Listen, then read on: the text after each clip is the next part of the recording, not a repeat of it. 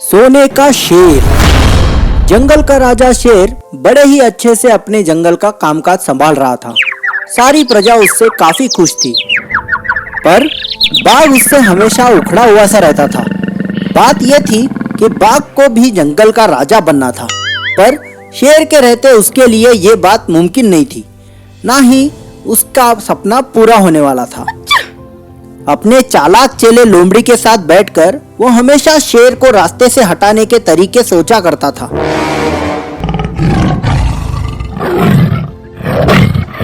बहुत साल इंतजार कर लिया, पर अब और नहीं। मुझे किसी भी कीमत पर राजा बनना है, यानी बनना ही है। ओए लोमड़ी, तू कभी तो अपना ये दिमाग चला, बस मेरे लायक शिकार पर मुंह मारते रहता है।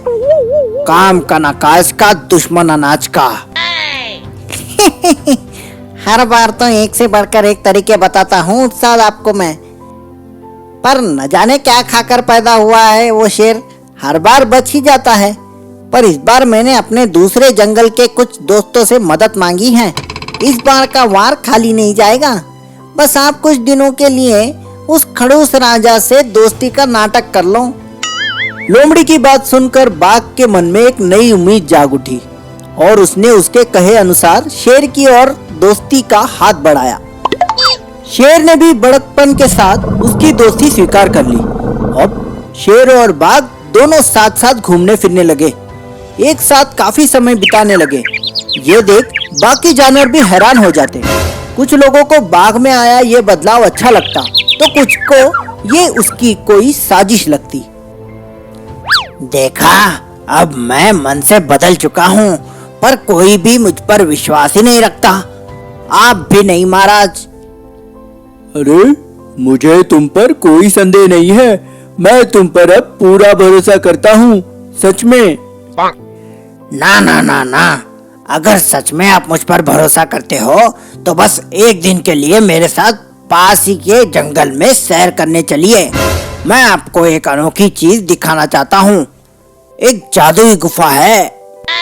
कहा जाता है वहाँ पर ढेर सारी शक्तियाँ प्राप्त होती है, और मेरा मानना है उन शक्तियों का हकदार आपसे बेहतर और कोई नहीं होगा। काफी देर तक बहला फुसलाने के बाद आखिरकार बाघ ने शेर को अपने साथ चलने के लिए मना ही लिया। दूसरे ही दिन दोनों उस जादुई गुफा की ओर निकल पड़े। शाम होते होते दोनों वहां जा पहुंचे। बाघ ने बड़े ही चालाकी से शेर को उस गुफा के अंदर भेज दिया। शेर भी जादू पाने के लिए बाघ पर विश्वास रख उस गुफा के अंदर चला गया। उसके अंदर जाते ही न जाने कहां से लोमड़ी वहां आदम का। अब आएगा मजा। आज तो इस शेर का काम तमाम ही हो गया समझो। बड़े ही मेहनत से इस गुफा के बारे में जानकारी निकाली है मैंने। सुना है इसके अंदर जो भी जाता है वो कभी बाहर ही नहीं आता।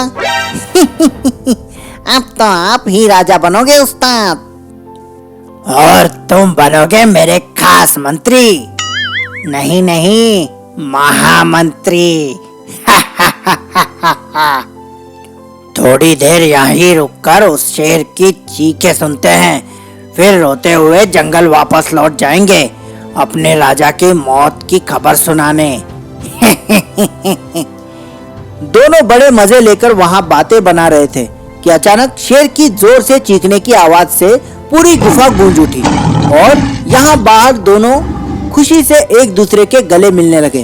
अब वो ये खबर सुनाने जंगल जाने के लिए पलटे ही थे कि अचानक उनके कानों में शेर की आवाज गूंजी, जिसे सुन वो चौंक गए और घबराहट के मारे पसीने पसीने हो गए। मुझे यहाँ अकेला छोड़कर कहाँ चले तुम दोनों? और ये लोमड़ी यहाँ क्या कर रहा है? चलो जो भी है, अब दोनों एक बार मेरा ये नया रूप देख तो लो। दोनों डरते डरते शेर की ओर मुड़े। शेर को देखते ही उनकी आंखें फटी की फटी रह गई। शेर अब मामूली जो नहीं रहा था, वो एक चमचमाता हुआ सुनहरा शेर बन चुका था। उसकी तेज चमक से उन दोनों की आंखें बंद हो गई। शेर ने उन्हें बताया कि कैसे उस जादुई गुफा ने उसे ये सुनहरा रंग प्रदान किया था और साथ में कुछ खास शक्तियां भी दी है। अभी उसे हराना नामुमकिन है। ये सुनते ही दोनों वहां से भाग खड़े हुए और कभी जंगल वापस लौटकर नहीं गए। उन्हें डर था कि अगर उनके नियत का पता शेर को चल गया तो उनकी खैर नहीं थी। लालच के चक्कर में उन्हें अपने ही जंगल को हमेशा के लिए खोना पड़ा और दूसरे जंगलों में डर डर भटकना पड़ा। और सुनहरे शेर ने बरसों तक आसपास के सभी जंगलों पर खुशहाली पूर्वक राज किया। तो इस कहानी से हमें ये सीख मिलती है, जो दूसरों के लिए गड्ढा खोदता है वो खुद उसमें गिर जाता है। ऐसी ही मजेदार कहानियाँ सुनने के लिए हमारा चैनल सब्सक्राइब कीजिए और बेल आइकन दबाना मत भूलिए।